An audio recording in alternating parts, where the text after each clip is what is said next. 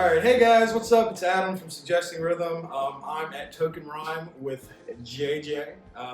We're here to have a little. I don't know if you guys remember the JJ's journals from back in the day. It's what made him famous, I think. Yeah, It's setting, puts you on the map.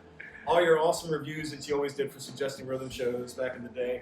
Since you started the shop and everything, I know you've been too busy. So, you know, our last show was at the Ashland Theatre, and I figured it'd be a perfect time to sit down with the man himself and do a little video journal and kind of get his thoughts and, you know, kind of tell us why he wrote the set list the way he did, and just give it to you, Suggesting Rhythm fan, the inside scoop.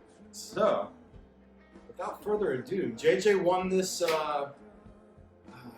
prize, I guess you could say, or he bid on it at the ALS auction. He provided a good amount of money for the ALS Association. So first of all, thank you for that. Appreciate you getting behind that. That means a lot to me and my family. I just can't say it enough, but appreciate your help for everything. So let's get to the set list. yeah. This was your baby. This was your brainchild. So. It is, and I thought, you know, every Dead fan, I guess, thinks about what they would do, or they hear a set list and be like, oh, I put that in there. This is almost the best, and you know, a few things kind of started it off, and you know, everybody likes Help Slip Frank. It's a classic, but. So you knew you wanted to start the show with Help Slip. I knew I wanted it in there, but so 2 times I've been disappointed at a show where they started once at a Suggesting Rhythm show, once at a Dead and Company show where we started with Help Slip. Y'all went into Dancing in the Streets, and in my OCD brain, I was wrong, and I couldn't. It was like, oh man, and it threw me off. And I can't remember what Dead and Company went into, but they started Help Slip and then went into something else. But then later on in the show, went back into Franklin, and it made me so happy. I was like, yeah, we finally got Franklin. And so that I was like, well, if I can start and then stall that all the way to the end and still capture that feeling of, yay, I got the whole thing. Right. I thought that would be a good way. So that's how I wanted to start that, was initially with the Help Slip in the beginning and the Slip Frank in the end. Right. And then I had to fill in the rest of it. So what made you do the same circumstance right after Slipknot? Because I mean, I know Lost Sailor's not a huge favorite. A lot of people, it's a slow one, but then Saints.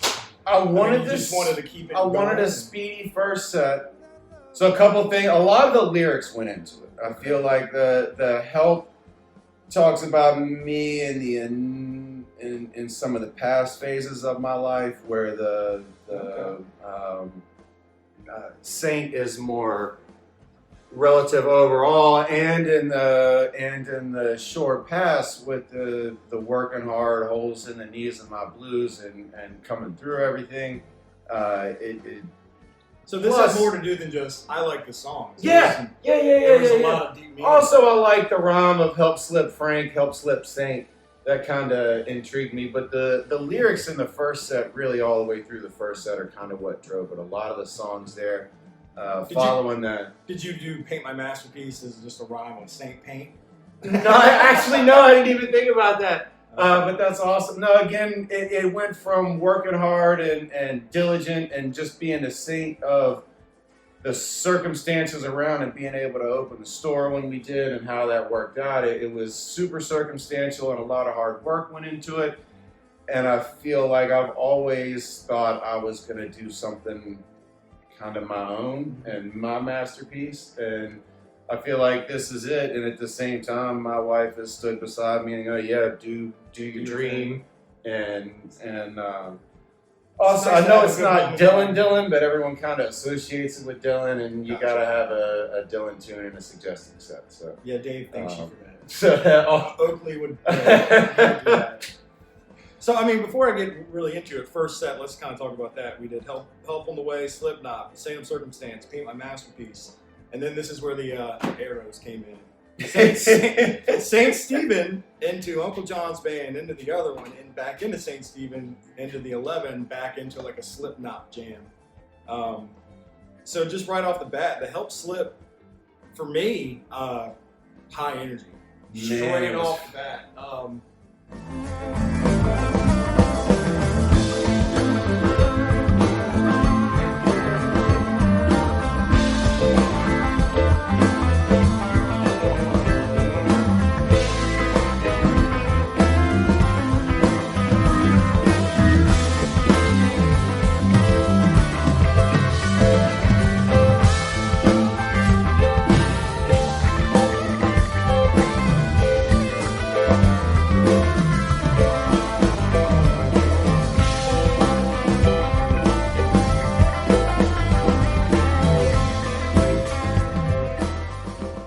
It's probably because of the whole week of, I mean, I didn't see Billy Strings in Richmond or DC, because we had a show, of course, but I was able to see Trey, Goose, and Billy on Thursday. Right. And I think that definitely had a big influence on how I was playing. And so that's where it's all I can say from my standpoint. High energy, let's get this show on the road. It seemed like excited. It also seemed like it was because of the obscurity that I put together. I felt like, and I heard a couple others say it took you out of your comfort zone and made everybody a little more excited.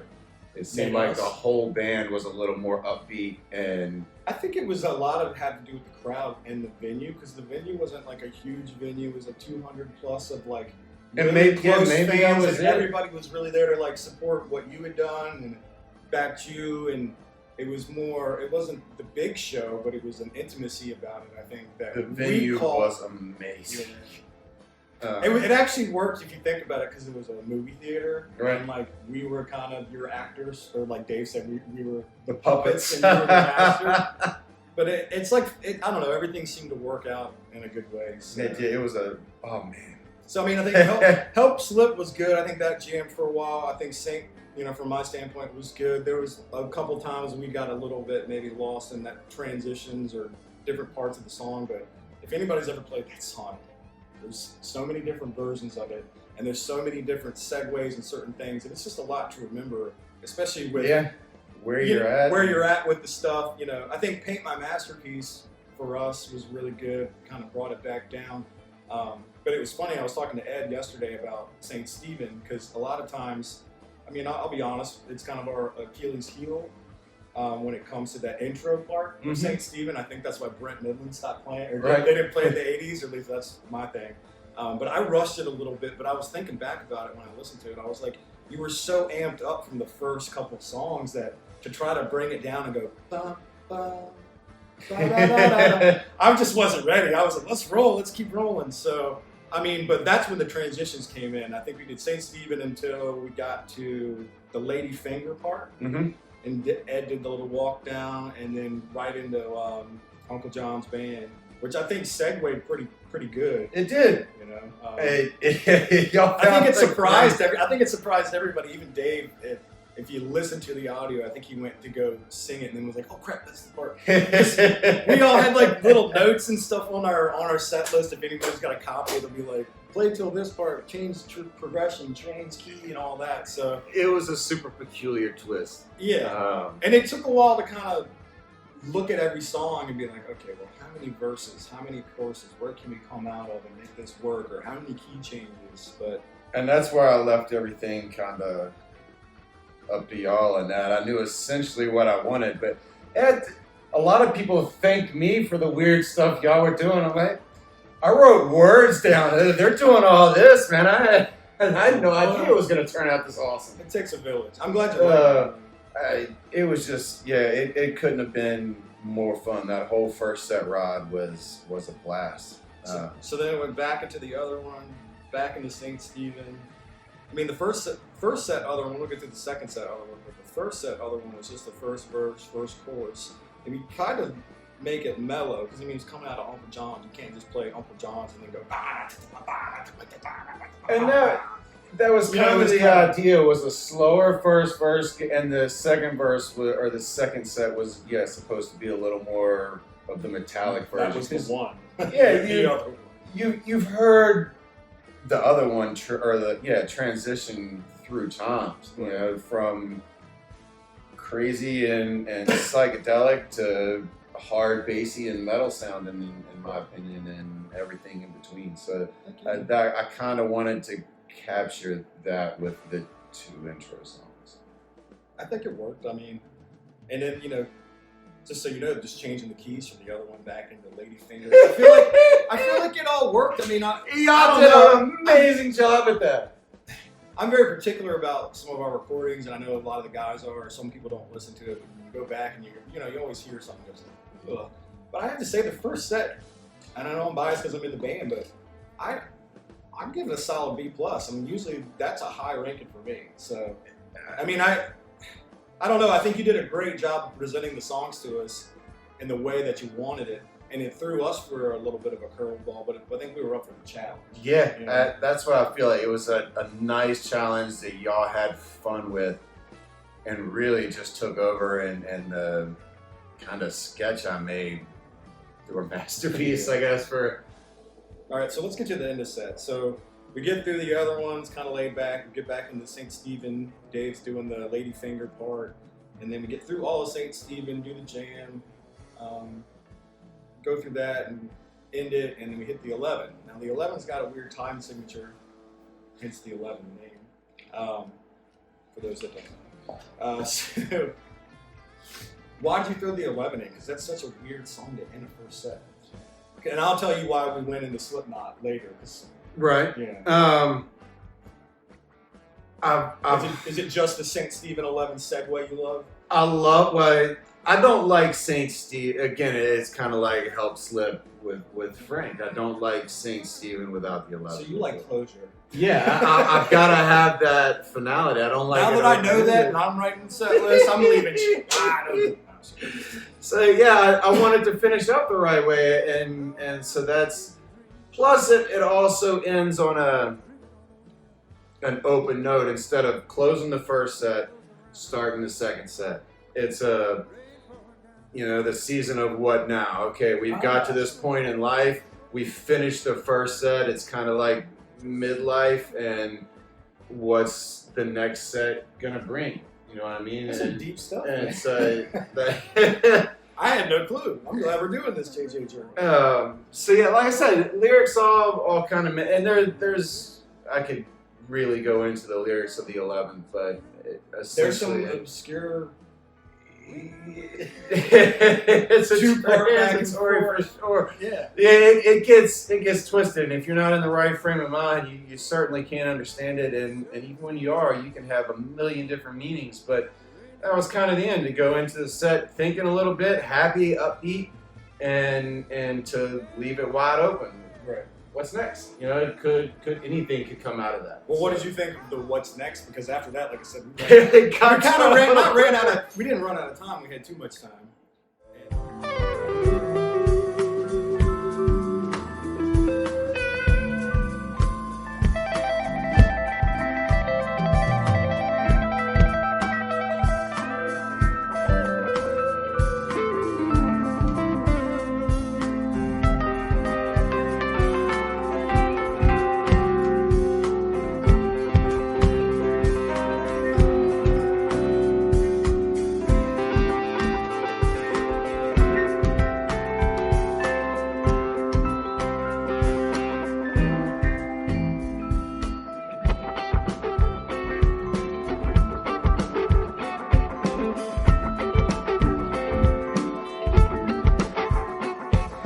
Heard the end of the first set, Slipknot. Just going kind of back into that. I'm gonna be honest. You gave us the 11 to end it, and I was like, let's figure out a way to kind of bookend this, because I like to have closure too in a way.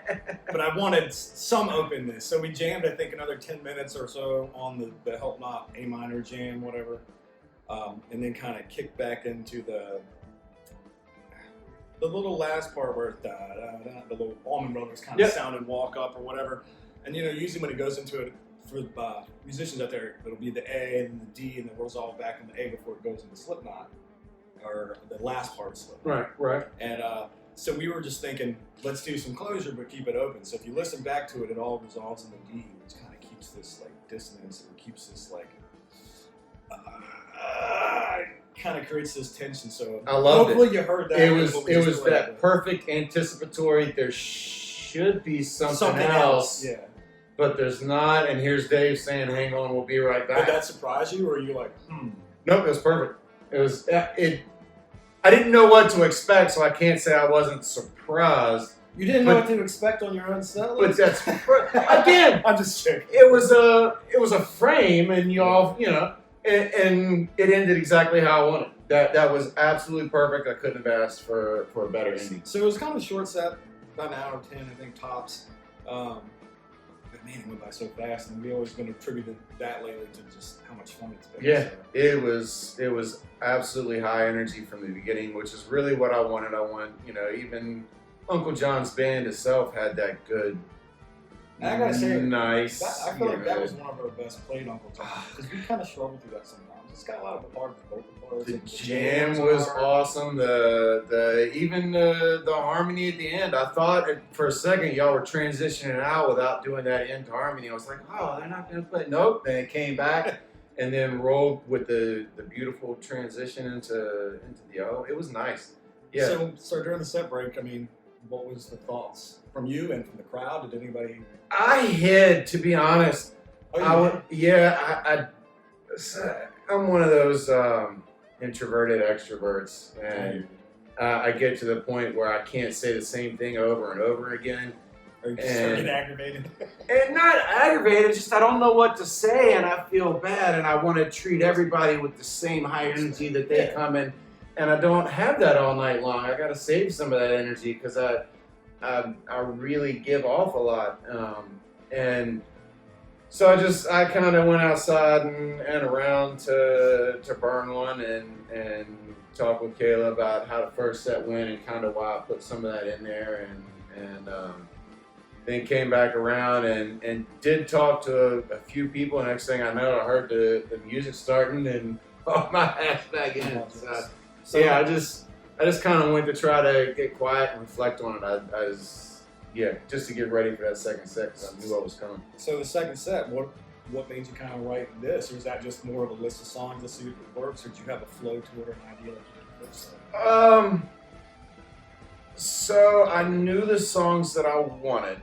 Started off with a big list. And I will say I cut one.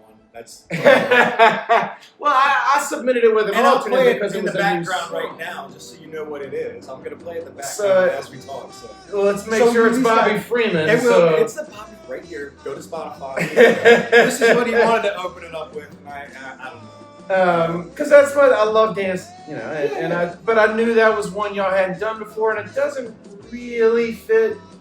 But I thought it could be bebopped into a rocker kind of, it's been known to be done. So, but you were okay with the other? Oh, absolutely. That was my initial thought, and then I was like, man, I really do like this tune. I wonder if they can make that fit. And that's why I put both of them, and it seemed from the feedback I got, the Mighty High opener was everybody's favorite part. So things worked out great, and then it went on for damn near 10 minutes. It has to be the best one ever done by y'all, and we did from my standpoint, we did one at the main line. I think it might have been last year, to be honest with you. It might have been the 420 show, actually. Right. That makes more sense with the title. I do remember getting excited at the 420 show. Check the tapes. I remember one at Steve's stop. Okay. Yeah. No, it was good.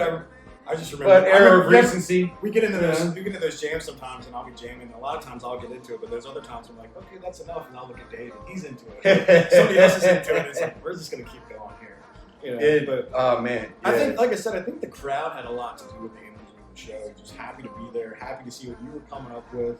Yep. It was a smaller crowd than we're used to, and recently, I guess I should say, and it kind of brought me back to old times in a way. Yeah. You know what I mean? Like, I don't know, there was just good juju and good energy in the air. It seemed like everybody was more anticipated than ever before about just what the next song was going to be. And I could feel like at the end of songs, the crowd starting to look over at me. And then they'd either give me their approval or they would turn away. And I got to say, most of the night, everybody was just super excited. Or they'd come up and hug me. This is my song, thanks. Oh. And more than once, somebody with tears hugged me, like, "Oh, thank you for putting this in." Yeah, you're welcome. That I didn't do anything. Everybody's part of suggesting rhythm. That's our mantra. It just, it made me feel even better. But yeah, you could definitely, it seemed like people were super anticipatory about what's coming next. So we get through a good mighty high. I mean, so you say 10 minutes, not trying to put words in your mouth. It was my favorite. Might have been my favorite of the night. Really? It really, I've gone back and listened to it several times. Nice. So next we go to the All Along the Watchtower, another Dylan tune that you're doing there for Dave. Now see, and I don't think, to me, that's not Dylan. You're thinking Hendrix. Yeah, that's a Hendrix tune to me. So that was my next question. The Hendrix version, compared to the Grateful Dead version, it's a little different as far as the chord structure. Oh yeah. It's different as far as the tempo and all. But what do you think of our version? I've always, that's the reason I put it in. That's one of my favorite SR tunes. It's also one of Kayla's favorite SR tunes because she's more into the cover tunes. But it's just been one y'all have always made your own, but left the remnants of what it was supposed to be and just absolutely melted every time. From the Halloween show at the Harley Davidson to every time I hear it just gets better and better and better, and this was no exception. It ramps up the middle solo and the end solo have that. Yeah, and Steve jumped in at this time and through his likings. I mean, just the whole time. It's anything that starts off that slow and then, oh man, and this is where we did it because Mighty High was so high energy. We didn't want to come back with a ba-da-dun-dun-dun, ba-da-dun-dun, it's just. But then also knowing we had Dear Prudence, we didn't want to do. That was my worry, and I think I texted you about this when I gave you the set. I was like, is this too much? No. And slow to fast? I think they were dynamic songs, though. It's whatever you make with the song. Right. I mean, like Dear Prudence can be slow, just like All Along the Watchtower, but once it gets to that solo part, and then, you can ramp it up. Yeah, that's another. I feel like Dear Prudence is saying, well together. You got to come out to play, and that's why I love, because at the beginning it's not the most danceable song, and by the end it really is the most danceable song. So half the crowd will sit there at the beginning like rah, and then they come out, and I'm like, it's weird how the song makes it into its. Yeah, and when Dave does the look around, just watching everybody. I mean, I'll put some photos up during this whole interview or whatever, but just the happiness from everybody. Like Dave Parrish captured everybody great. Yeah. I really think he does a great job at every show, but that one, from you doing the thumbs up to Amanda with her hands up to Mike to Alan, everybody having a good time. So that's what it's all about, and I like I said, I can't thank you enough for doing the whole set and everything, but almost done. So into So Many Roads, into a drum space. The last time we played So Many Roads, only once, and that was at the Canal Club at the birthday party at our 5th birthday in February of 2020. So it'd been 2 years since we had dusted that one off the shelf. I thought that was a really well placed one too, because I was a little worried how it would work into drums, but it was nice because they had to ease their way into things a little bit rather than just being straight. See, and I thought the opposite way. I figured because it's going into drums, it's open-ended. You can just do whatever you want. But I think everything worked to where it was a gradual increase, decrease, increase, decrease kind of thing. And that's like it's in my top 5, probably my top 3 favorite Dead songs. Really? Just the lyrics, how it relates to my life, where I've been, how things have been, and even life to come. It's absolutely top 3. Nice. Might be my favorite, and I mean, part of the reason even bidding on the whole set was to have this song in there. So that was immediately, it was the first song I knew 100% this is going to be in there. It's just a matter of where.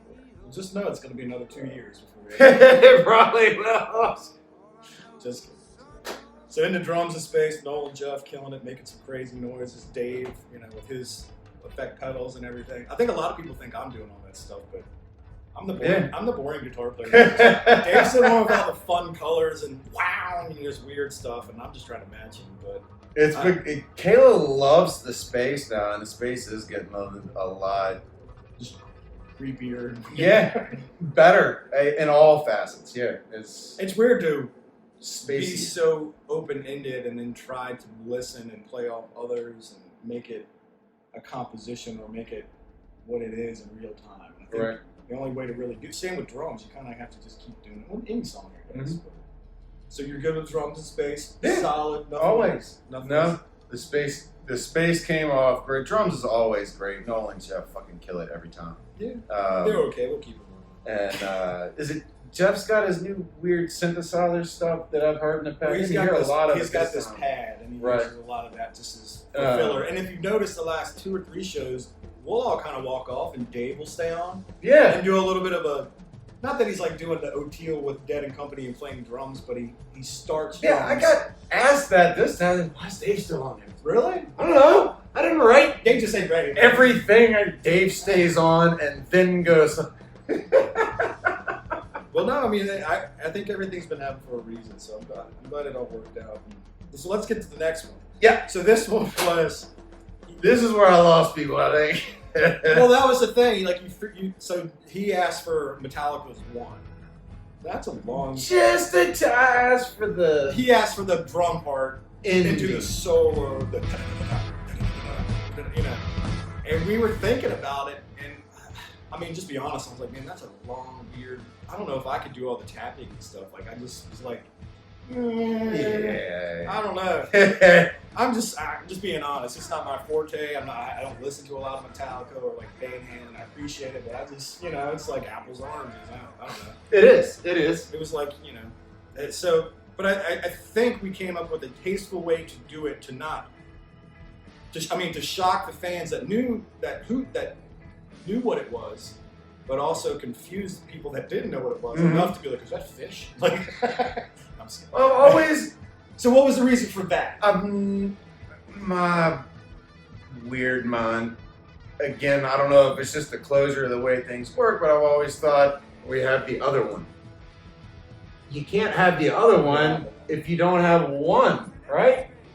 So I've always thought, man, a one to other one transition would be amazing. Of course, the Dead is never going to do that. There's no way anyone's ever going to do that. A Dead band's not playing Metallica. A Metallica band is not playing the Dead. So on and so forth. So this is pretty much my only shot to do the dumb shit that I've always thought about. So yeah, it's just my weird head, and I thought if I could have a one to other one transition that completes the weirdness that I wanted to hear. I dug it. I think it worked out pretty well. I mean, It twisted people up. Kayla, everyone blamed Kayla because she likes the hard metal, and she thought she put it in there, or they thought she put it in there. From the guy on stage watching everybody, I will say, Kayla definitely opened up when we hit that. I mean, she was like hardcore, like headbanging. I was just like, oh, she's all right. Well, and then we kind of tease it throughout a little bit long, but we definitely try to make that one a little bit more.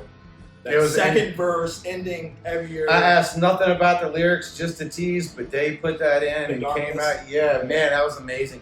It was well done. And I will say this from our perspective, we had thoughts and comments about it. We didn't have. That venue didn't have, we didn't have a sound, or not sound, excuse me, we didn't have a light guy that was strictly on the lights for that show, like we do sometimes. In a perfect world, what we were going to do was do that, and as soon as we hit the da-da-da-da-da-da-da, we were going to make the whole just pitch black. Oh, and then just spotlight on Dave. That was our, this is what we talked about in band practice. That would have been sweet. Comes down, all darkness around. Darkness, da-da-da, and then, so, if you listen to the music, since there's no video, just imagine that's what happened. Excellent idea. Best laid plans. Some things don't happen, but that was the goal. Anyways, I think that shocked people. It got Kayla up. Everybody, I thought that was hilarious. Maybe there's a lot of metalheads that we don't really know that are in our scene, because when it happened, people were like, a lot of people enjoyed it. Well, yeah, and I even had a guy on this morning that mentioned not going to the show and seeing the set list. And was like, man, as soon as I saw that, I was super disappointed. Nice. Well, I will say our web numbers have shot up since we released the audio. Yeah. So thank you for that. It's definitely a hype show. But yeah, just to end it up, just let me know your thoughts on how we got back into Slipknot. We finished it up with Franklin's, like you said, you wanted the closure. an encore with Ripple. And then I guess it was Dave's genius or the introductions through the end of Franklin's Tower at the end and that jam. That was awesome. That was again one of those magical moments where Dave just kind of knows what to do. I mean, he's the leader of the ship on stage. You know? Right. I was. Again, I got thanked for that. What a great idea, man! I didn't do that. I didn't tell them when to do the introductions. That's just them doing. I thought it was just maybe extending it to the curfew or. I don't know. It's like the whole night, because I've thought about the whole thing in retrospect. This is my journal entry on it all. And like I've said before, I think there was just so much excitement behind it. And because of the week of Billy Strings and Dark Star and Trey and Goose and all of that, it was weird because I was exhausted before the show. I was like, man, this is going to be rough to get through. But I changed my dynamic, and it's the last I'll talk about the band or myself when it comes to this show. But I did something different, and I didn't know if anybody would notice it. But usually I'll have my guitar up front, and this time we went backstage. I left my guitar with me the entire time, right, and just noodled and played and tried to keep into the mindset like, you've got to transition this. You've got to put on a show. This is the JJ. This is for the people that are in here. It felt like not a family reunion because we're all family, but it was, I think, the intimacy for me and just that first note and seeing everybody smiling like, let's get this show on the road kind of deal. Yeah. You know, when you have a larger crowd, sometimes it's hard to. I don't know. The larger crowds, you can feel the energy, but this was just like a passion, right? In a way, it was energy plus all the passion. Yeah. So.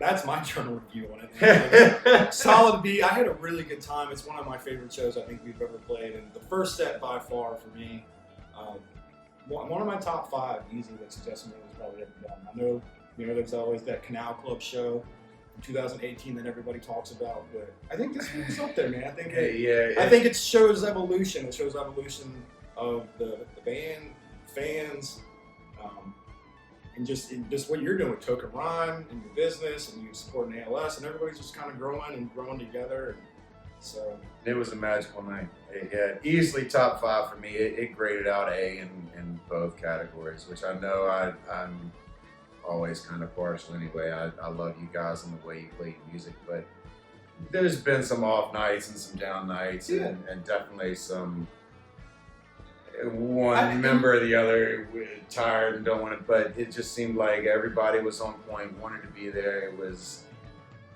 and I'll say this too.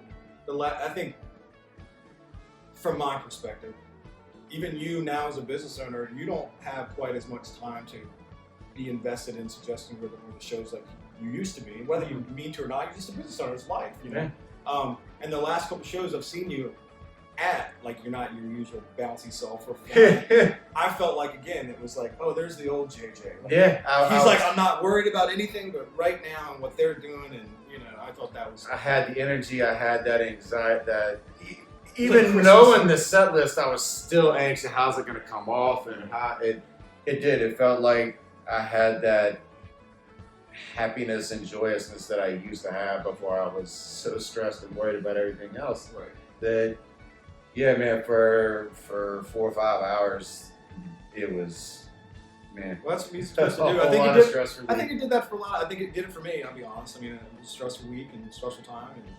And so, why Ripple? Why to end it like that? And just give me some closing statements on Ripple's always been my favorite closer.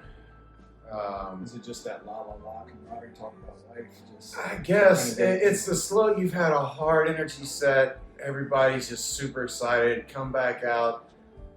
And in my first big show was a DSO show, and they came back out and everybody sat down. And since then I've seen this video of Jerry a million times where he comes back and just sits down and gets out the acoustic. And I feel like it's okay. We've done the show, but we want to come back out and one more. And it's just one of those slow tunes about deep breath. It's all going to be okay. Just I can't really. Life is your own now. You've got to take these steps on your own. I wish I could take you there, but this is about all I can do. It's just kind of relax and go live it. And it's just always been my favorite way to end a show, to kind of I know a lot of people like, come back out, I want more on the dance floor. I don't want to go back out. Like, I want that calm down, a little breather, relax. You know, like the end of the workout, you get a good stretch in, and you're not fired up. And it's a cool down. Yeah, it's just, it's the way to end the show. And again, the lyrics of ending the show. You know, there's. Well, like I said, I thought it was fun. It was great. I think the people that were there had a good time. Hope you listen to the show. If you haven't, check it out. The link's in this post. It's worth a listen.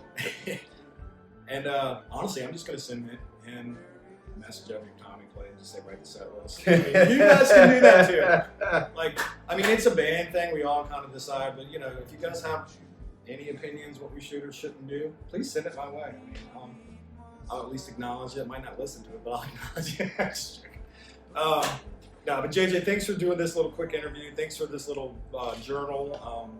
I can't. You know, it's been a while. Enough. Yeah, man. Thank you again for everything, and we'll do it again soon. And thanks, guys, for suggesting rhythm. We're all suggesting rhythm. Thanks for tuning in. Come see us December 9th and 10th. We're gonna close out our year at Richmond Music Hall, Cafe Ale House. Tickets are on sale now. $15 with service fees. If you guys have any questions about that, let me know. I know there is a sweater, sweater design. There's no contest. There's none of that. No gimmicks. No too much fun. We're just gonna close out the year with some good times and some good music. But the set list is still open, so if you have suggestions, suggesting rhythm there. Thanks, guys. Appreciate it, Jay. Thanks again for everything. Yeah, man. Love you guys. Yeah.